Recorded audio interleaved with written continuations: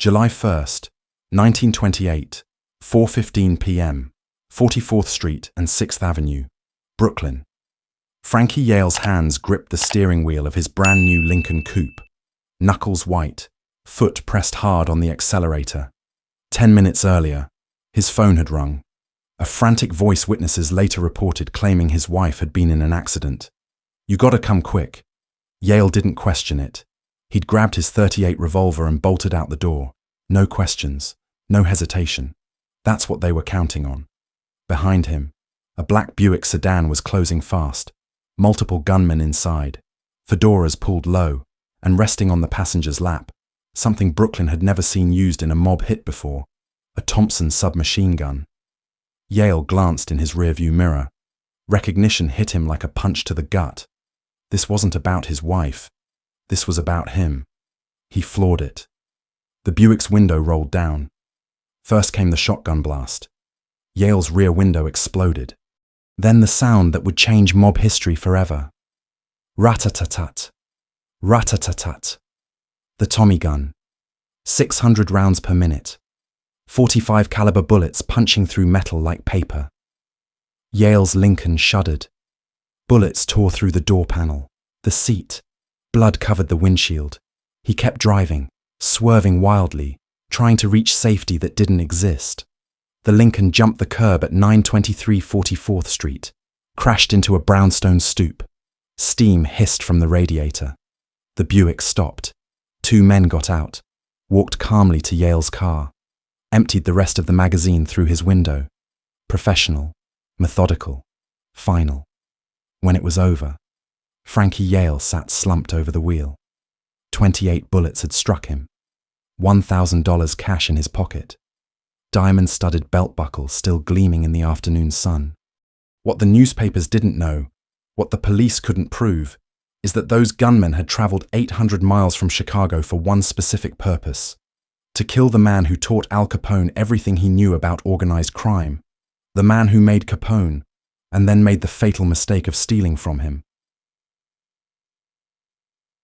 To understand why Al Capone sent killers 800 miles to murder Frankie Yale, you need to understand who these men were to each other in 1917. Teacher and student, mentor and protege, almost father and son.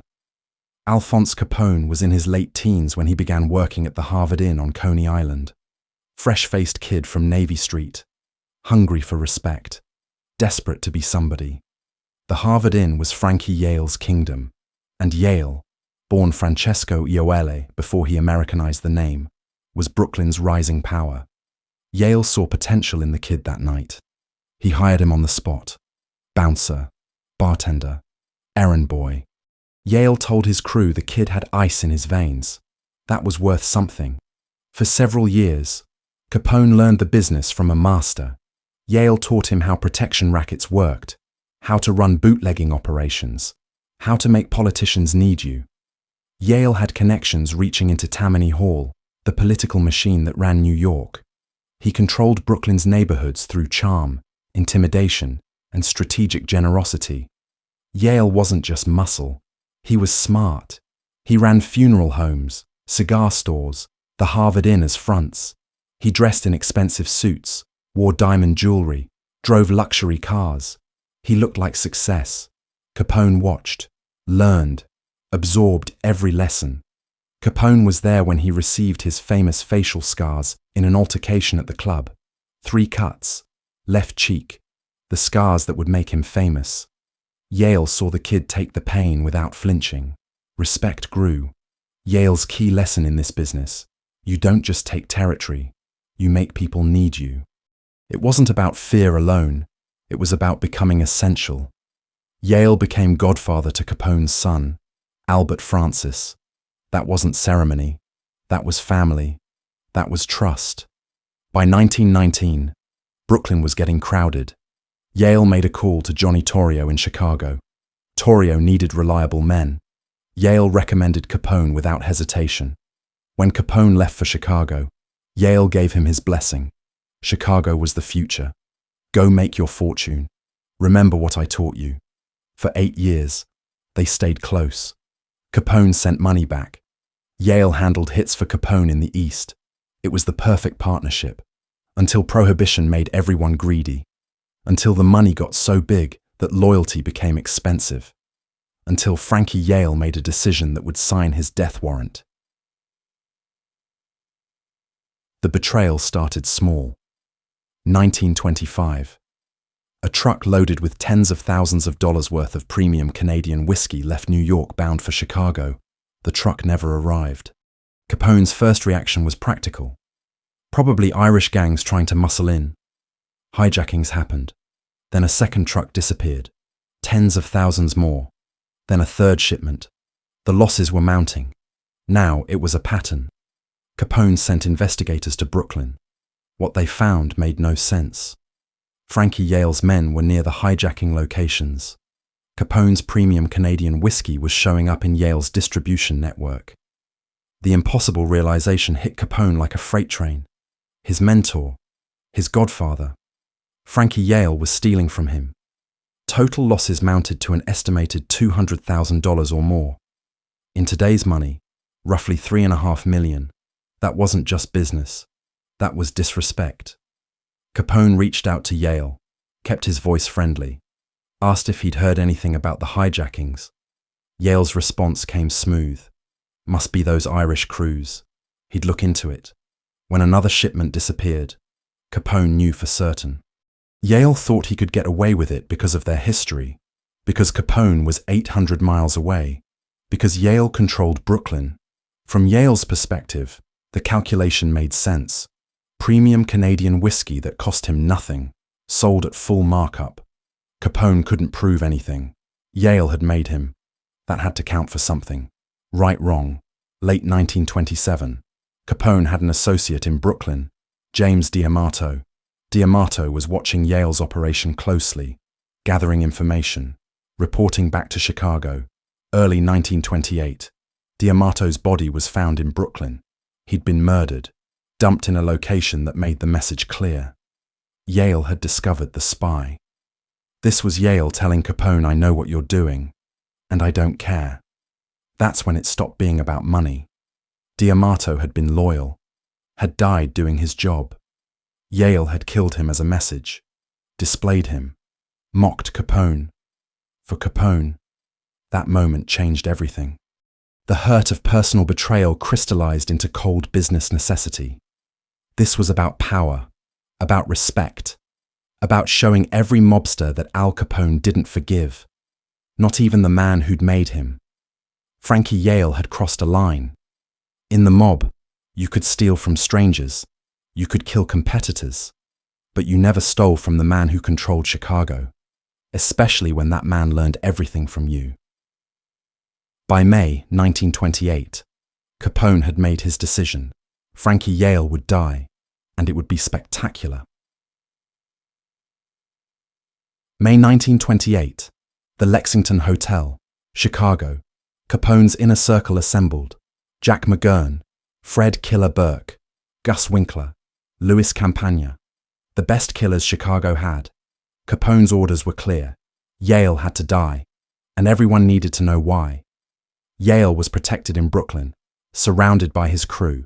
You needed him alone, vulnerable, off guard. Capone selected professional killers. Men, allegedly including Fred Burke and Gus Winkler. Men who weren't known in New York. They could move freely through Brooklyn without Yale's network recognizing them. The payment would be substantial. Then came the weapon, the Thompson submachine gun, 45 caliber, 600 rounds per minute.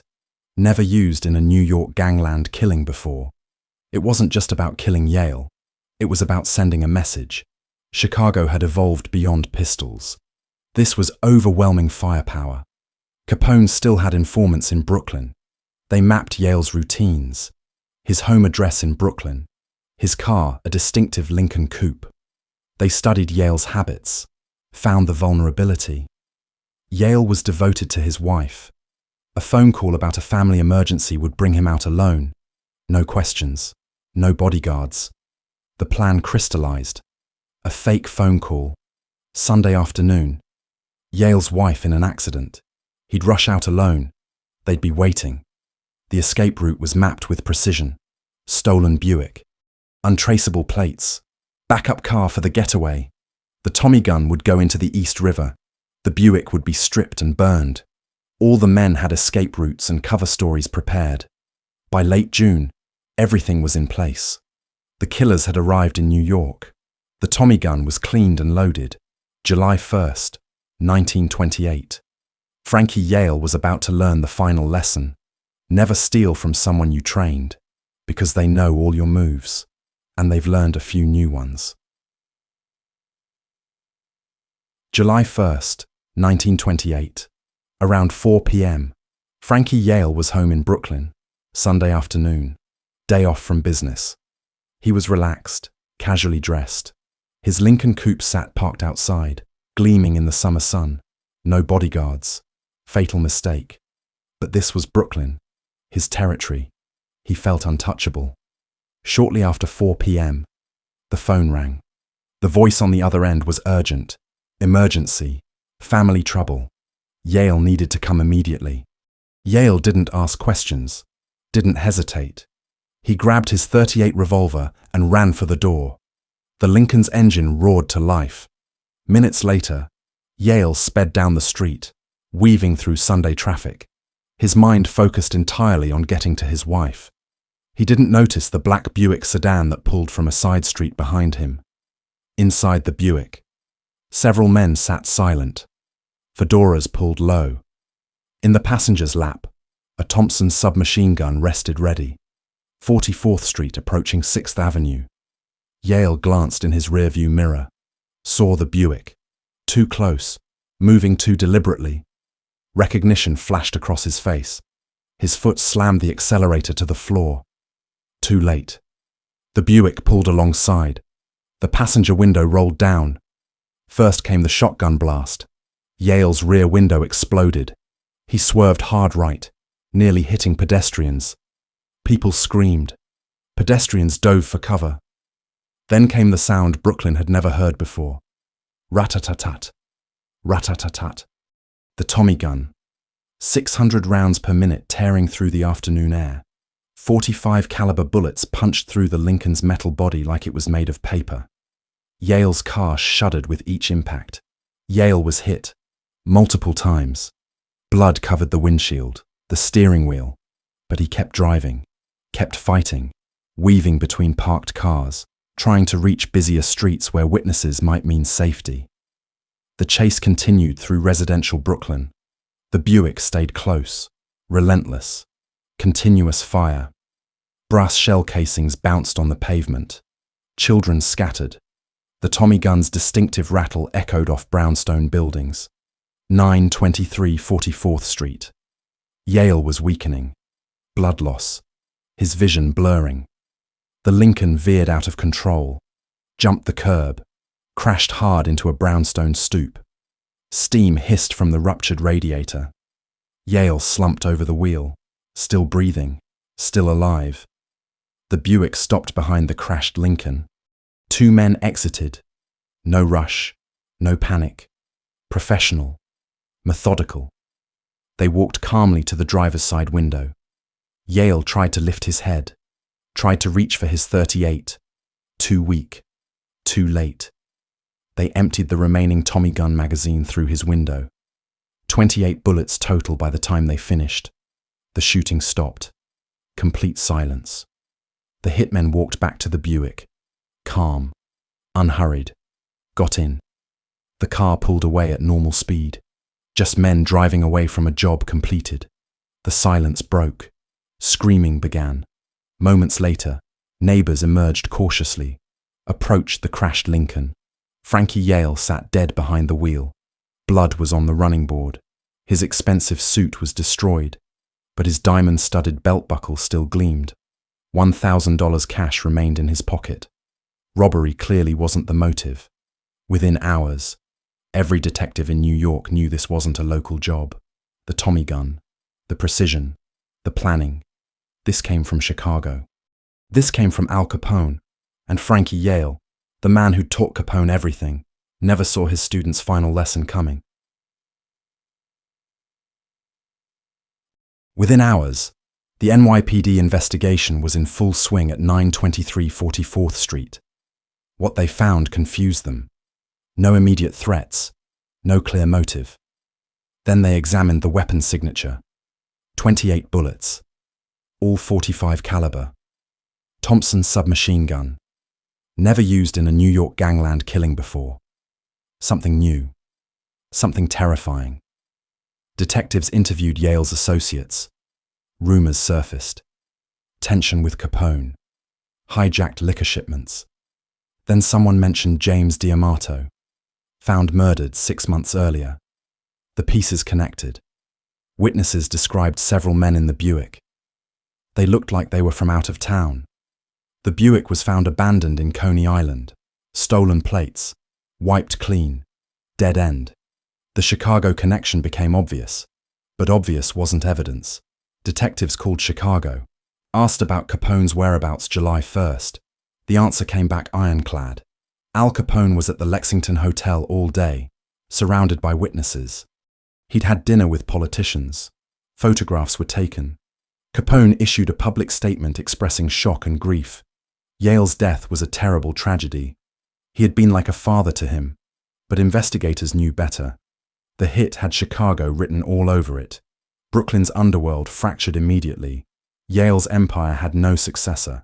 His bootlegging roots were absorbed within days. But one thing changed permanently. Nobody dared challenge Capone's shipments again. The mob world understood the new reality. Distance meant nothing. Capone could reach anyone. The Tommy gun became the symbol of Chicago's dominance. One rule above all: betraying Capone equals death, no matter where you hide. July 5th. Yale's funeral. $15,000, equivalent to approximately $250,000 today. Silver casket. Mountains of orchids. 250 cars in the procession. The largest flower arrangement came from Al Capone, a tribute to his dear friend and mentor. Mob bosses from across the country attended. They stood in that cemetery, and every single one knew who'd ordered the hit. Not one said a word. The cops never charged anyone. The shooters had vanished back to Chicago. The Tommy gun was at the bottom of the East River. The Buick was stripped and burned. And Al Capone.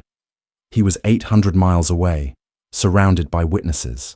The perfect picture of a grieving protégé. But everyone in the underworld knew the truth. The student had become the master, and the lesson was final. July 1st, 1928. That date changed mob history forever. First Tommy gun gangland killing in New York City. The previous era was pistols and close-range hits. The new era was military-grade weapons and distance kills. Frankie Yale's death marked the end of old-school mobsters and the beginning of organized crime as a national business. With Yale gone, Capone had no major East Coast rival. His bootlegging operations stretched coast to coast. By late 1928, Capone's empire was worth over $100 million. And every skill he used to build that empire came from Frankie Yale. The irony cuts deep. Yale taught Capone patience, planning, ruthlessness, how to think 3 steps ahead. Every technique Capone used to orchestrate Yale's death, Yale himself had taught him. The student had exceeded the teacher by applying the lessons without mercy, without sentiment, without hesitation. The broader lesson echoed through every mob operation in America. In organized crime, loyalty has a price. Personal history can't protect you from business decisions. Distance is no protection in the age of automobiles and Tommy guns. Stealing $200,000 cost Yale his life. The 4 hitmen never faced justice. Fred "Killer" Burke participated in the St. Valentine's Day massacre the following year. Gus Winkler was murdered in 1933. None were ever prosecuted for the Yale hit. Capone himself. 3 years later, he went to prison, 1931. Not for murder, for tax evasion. The irony killed dozens of men, convicted for paperwork.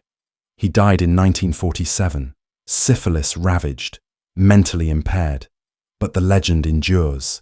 Nearly a century later, people still tell this story. The mentor-student betrayal arc resonates universally. The sound of that Tommy gun rattling through a Brooklyn afternoon echoed through decades. Capone's calculation was precise. Yale had to die not just for stealing, but as a message. Every mob boss watching understood.